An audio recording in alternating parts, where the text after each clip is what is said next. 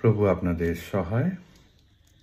লোকরচিত মঙ্গল সমাচার থেকে পাঠ, 10 অধ্যায় 25 থেকে 37 পদ।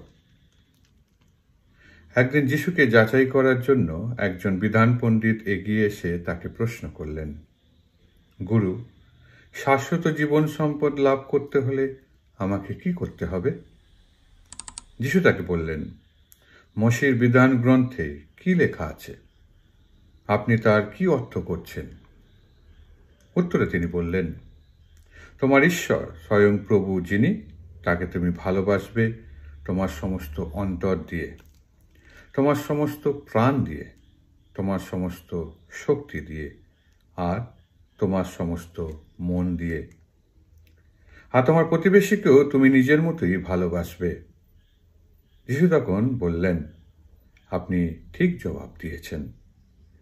এখন তাই করুন, তাহলেই শাশ্বত জীবন পাবেন আপনি।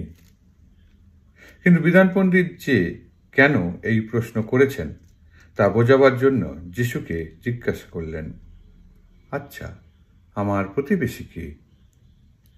উত্তরে যিশু বললেন, শুনুন, একজন লোক একদিন জেরুসালেম থেকে জেরিকো শহরে নেমে আসছিলেন। এমন সময় একদল দস্যুর হাতে পড়ল। তারা তার যা কিছু ছিল সবই লুট করে নিল। তারপর তাকে খুব মারধর করে আধমরা অবস্থায় ফেলে রেখে চলে গেল। এখন হলো কি, একজন যাজক সেই পথ দিয়ে আসছিলেন। তিনি লোকটিকে দেখে পথের ওধার দিয়ে পাশ কাটিয়ে চলে গেলেন। তেমনি একজন লেবীও সেই জায়গায় এসে পড়লেন, আর লোকটিকে দেখে তিনিও পথের ওধার দিয়ে পাশ কাটিয়ে চলে গেলেন। এবার কিন্তু একজন সামরীয় পথিক যেতে যেতে তার কাছে এসে পড়ল। তাকে দেখে তার প্রাণটা কেঁদে উঠল। সে তখন তার কাছে এগিয়ে এলো, তার সমস্ত ঘায়ে উপর তেল ও সুরা ঢেলে সে তা বেঁধে দিল।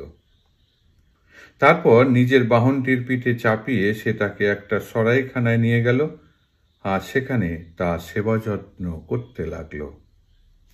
পরের দিন সে দুটো রূপোর টাকা বের করে সরাইখানার মালিকের হাতে দিল আর বলল, আপনি এই লোকটির সেবা যত্ন করুন।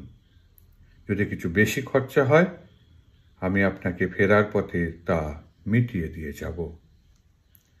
যিশু এবার বললেন, আচ্ছা, আপনার কি মনে হয় যে লোকটি দস্যুর হাতে পড়েছিল, ওই 3 জনের মধ্যে কে তার প্রকৃত প্রতিবেশী হয়ে উঠলেন? বিধান পণ্ডিত উত্তর দিলেন, যে তাকে দয়া করেছিল সেই। তখন যিশু তাকে বললেন, তাহলে এখন যান আর আপনিও ওই রকম কাজই করুন। প্রভু যীশু খ্রিস্টের মঙ্গল সমাচার। খ্রিস্টতে আমার প্রিয়জনেরা, আজকে পাঠের মধ্য থেকে যিশু আমাদের কাছে স্পষ্ট করে বুঝিয়ে দিলেন যে আমরা কিভাবে বা কি করলে আমরা শাশ্বত জীবন লাভ করতে পারি। আমরা সকলেই শাশ্বত জীবন লাভ করতে চাই।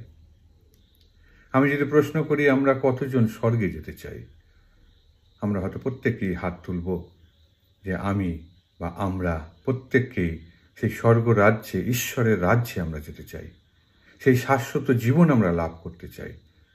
আর খ্রিস্টীয় ধর্মে সেটা আমাদের কাছে তুলে ধরা হয়েছে যে আমাদের মৃত্যুর পরে আমরা সেই নতুন জীবনে পদার্পণ করি, আর আমাদের কর্মের উপর নির্ভর করে আমরা সেই স্বর্গ রাজ্যে, সেই শাশ্বত জীবনে আমরা এগিয়ে যাই এবং ঈশ্বরের রাজ্যে আমরা উপনীত হই। তাই আমরা প্রত্যেকেই চাই যে আমরা সেই শাশ্বত জীবন লাভ করি। তেমনিভাবে আজকে মঙ্গল সমাচারে আমরা দেখলাম সেই বিধান পণ্ডিত সেও একই প্রশ্ন যিশুর কাছে তুলে ধরলেন। তিনি বললেন, গুরু, শাশ্বত জীবন লাভ করতে হলে আমাকে কি করতে হবে? আর যিশু খুব সুন্দরভাবে সেই মোশির গ্রন্থে যা লেখা ছিল সেইটার অর্থ তাকে বুঝিয়ে দিলেন তার মধ্য দিয়ে, যে আমরা প্রত্যেকেই যেন আমাদের স্বয়ং ঈশ্বর প্রভুকে যেন আমাদের মন দিয়ে, অন্তর দিয়ে, প্রাণ দিয়ে, সমস্ত শক্তি দিয়ে যেন তাকে ভালোবাসি। শুধু সেখানেই তিনি থেমে যাননি, সেখানেও আরও লেখা আছে যে আর সেই মন প্রাণ শক্তি দিয়ে আমরা যেন আমাদের প্রতিবেশীকেও ভালোবাসতে পারি। আর এটাই আমাদের কাছে বড় প্রশ্ন হয়ে দাঁড়াতে পারে, আমাদের প্রতিবেশী কে? হয়তো আমরা প্রত্যেকেই জানি ঈশ্বর আমার জন্য কি করেছেন বা ঈশ্বর কে আমার জীবনে। তিনি আমার সৃষ্টিকর্তা, পরিত্রাতা, জীবনদাতা। আর তাই সেই ঈশ্বরকে আমরা ভালোবাসতে পারি। তেমনিভাবে আমাদের প্রতিবেশী কে, সেই প্রশ্ন যদি আমাদের অন্তরে জাগে, তার উত্তরও যিশু আজকে খুব সুন্দরভাবে আমাদের কাছে তুলে ধরেছেন। সেই বিধান পণ্ডিত যেভাবে তার কাছে প্রশ্ন করেছিলেন যে আচ্ছা আমার প্রতিবেশী কে, আর তিনি খুব সুন্দর একটা উপমা কাহিনীর মধ্য দিয়ে বুঝিয়ে দিয়েছিলেন যে আসল প্রতিবেশী বলতে কে। শুধু তাই নয় যে যারা আমার পাশে রয়েছে, আমার বাড়ির পাশে রয়েছে, বা আমার বাড়ির মধ্যে রয়েছে, আমার আত্মীয় স্বজন, আমার প্রতিবেশী কে, যিশু সুন্দর করে আজকে আমাদের কাছে তিনি সেটা প্রকাশ করলেন। আর তিনি সেই উপমা কাহিনীর মধ্য দিয়ে বুঝিয়ে দিলেন যে আমাদেরকেও কিভাবে নিজেদেরকে প্রস্তুত করতে হবে। এখানে আমরা যদি দেখি সেই উপমা কাহিনীতে যে একজন লোক যখন সেই জেরিকো শহরের দিকে যাচ্ছিল, তাকে দস্যুরা ধরে তাকে মারধর করেছে, তার যা কিছু ছিল কেড়ে নিয়েছে। আমি যে দস্যুদের কথা ভাবি, তাদের জীবনে একটাই লক্ষ্য, নিয়ে নেওয়া, কেড়ে নেওয়া। যা তোমার কাছে আছে সেটা আমি নিয়ে নেব, এ দস্যুর ফিলসফি। কিন্তু তারপরে যদি আমরা দেখি, সেখানে এসেছিল একজন লেবীয় এবং তার আগে এসেছিল একজন যাজক। তারাও নিজেদের কথাই ভেবেছিল, তারা নিজেদের কাজটাকেই দেখেছিল। কিন্তু যখন আমরা দেখলাম যে একজন সমরীয় পথিক সেখানে আসলো, সে তার কাছে যে আমার যা আছে সেটা তোমারও, অর্থাৎ যে আমি যা কিছু চাই সেটা তোমার জন্যও চাই। আর সেই জন্য সেই ব্যক্তি, সেই পথিক, সামরীয় পথিক, তার মনের মধ্যে কষ্ট হয়েছিল আরেকজনকে কষ্টে থাকতে দেখে। সে তখন তার কাছে আসলো, তাকে সেবা যত্ন করলো। সেই সামরীয়র কাছে তার আসল প্রতিবেশী হয়ে উঠল সেই আক্রান্ত ব্যক্তি, যারা দস্যুরা যাকে ফেলে রেখে গিয়েছিল। খ্রিস্টতে আমার প্রিয়জনেরা, তাই আমাদের কাছে আমাদের প্রতিবেশীকে ভালোবাসা মানে আগে ঈশ্বরের সঙ্গে আমাদের সম্পর্কটাকে খুব সুন্দর করে গড়ে তোলা। আর ঈশ্বরের সঙ্গে সম্পর্ক তখনই গড়ে উঠবে যখন আমরা তার পথ ধরে চলব, যখন আমরা তাকে ভালোবাসবো আমাদের অন্তর দিয়ে, মন দিয়ে, প্রাণ দিয়ে, শক্তি, অর্থাৎ আমাদের সমস্ত সত্তা দিয়ে তাকে ভালোবাসবো। কোনো কিছু যেন খামতি না থাকে, সম্পূর্ণভাবে তাকে ভালোবাসবো। আর সেই ভালোবাসা যদি আমাদের অন্তরে জাগ্রত হয়, তাহলেই কিন্তু আমরা সেই ভালোবাসা দিয়ে আমাদের প্রতিবেশী, অর্থাৎ যারা বা যাদেরকে আমরা সেবা করতে পারি, বা যারা আমাদের কাছে আসে, আমাদের কাছে সাহায্য চায়, বা যারা দুস্থ অসহায়, তাদের পাশে যদি আমরা থাকতে পারি, তারাই আসল প্রতিবেশী হয়ে ওঠে। আর সেই ভালোবাসা, অর্থাৎ ঐশ্বরিক ভালোবাসা দিয়ে তাদেরকে আমরা ভালোবাসতে পারি।